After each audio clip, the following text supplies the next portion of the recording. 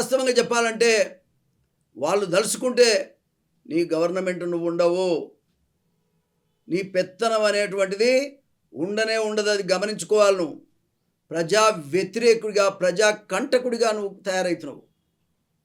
ఏ ముఖ్యమంత్రికి లేని అపవాదు నీకు వచ్చింది. కేసీఆర్కు 10 ఏళ్ల తర్వాత వచ్చింది, నీకు 3 నెలల్లోనే వచ్చింది. పిచ్చోడా, ఇంకా సిగ్గు అనిపిస్తలేదా? 8 సీట్లు 16 సీట్లు రావాల్సింది నీకు 8 సీట్లు వచ్చినాయంటే సిగ్గుతో తలంచుకోవాల్సింది. ఇంకా పెద్దగా మాట్లాడుతున్నావు మాటలన్నీ కూడా.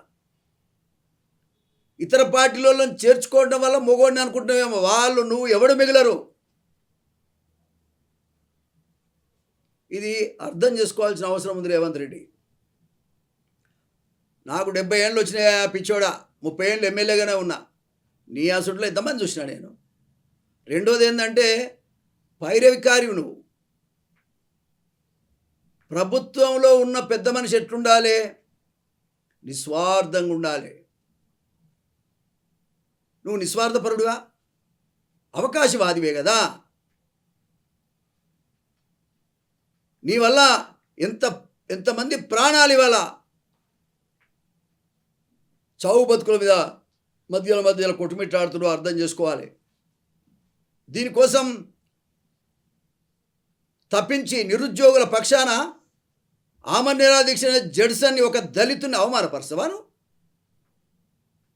10 రోజులు ఆమరణ దీక్ష చేస్తే ఒక్క పూటైనా నీ మనుషులు పోయి ఒక్కడన్నా మాట్లాడిరా? ప్రజాస్వామ్యంలో నిరసనలు చెప్పడం సహజం, కానీ ఆ నిరసనలు కూడా ప్రభుత్వం అనేది స్పందించి ఏం చేయాలనో ఆలోచన చేయటం కూడా అవసరం.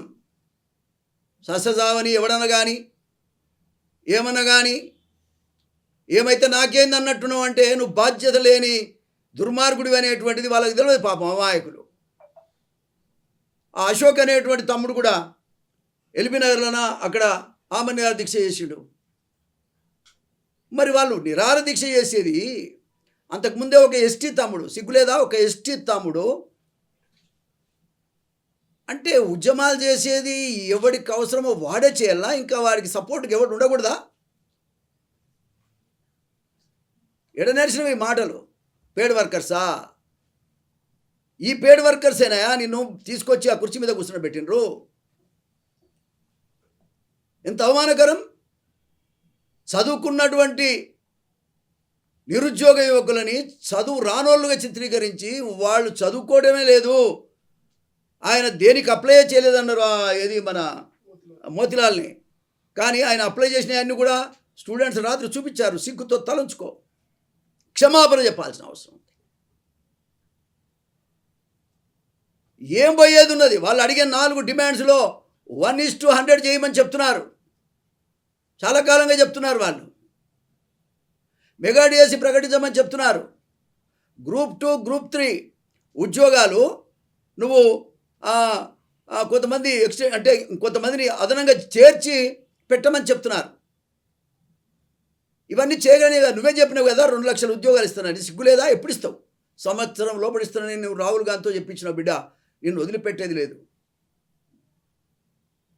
ఇది ఎక్కడ అన్యాయం? కాంగ్రెస్ పార్టీని భ్రష్టు పట్టిస్తున్నావు. కాంగ్రెస్ పార్టీ కార్యకర్తగా నేను చెప్తున్నా, సోనియా గాంధీ, రాహుల్ గాంధీ పేరుని ఇవాళ నాశనం చేస్తున్నావు ఈ రాష్ట్రంలో. 16 సీట్ల నుంచి 8కి పడిపోయినాయి అంటే రాహుల్ గాంధీ ప్రధానమంత్రిని రాకుండా చేసిన మూర్ఖుడివి నువ్వే. ఎంత నమ్మి ఉన్నారు నీకు? నువ్వు అసలు కాంగ్రెస్ పార్టీ కాదు, అయినా నీకు ఇచ్చారు అవకాశం.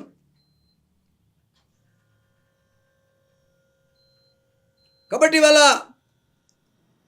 రేవంత్ రెడ్డి గారు ముఖ్యమంత్రి అంటే బాధ్యతతో కూడుకున్నది, మానవత్వంతో కూడుకున్నది, మంచితో కూడుకున్నది, నలుగురి మన్నలను పొందడానికి అవకాశం, భగవంతుడు ఇచ్చిన అవకాశం నువ్వు దుర్వినియోగం చేస్తున్నావు.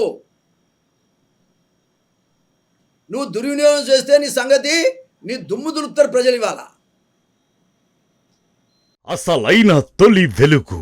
ఫాలో వాట్సాప్ @తొలి వెలుగు official.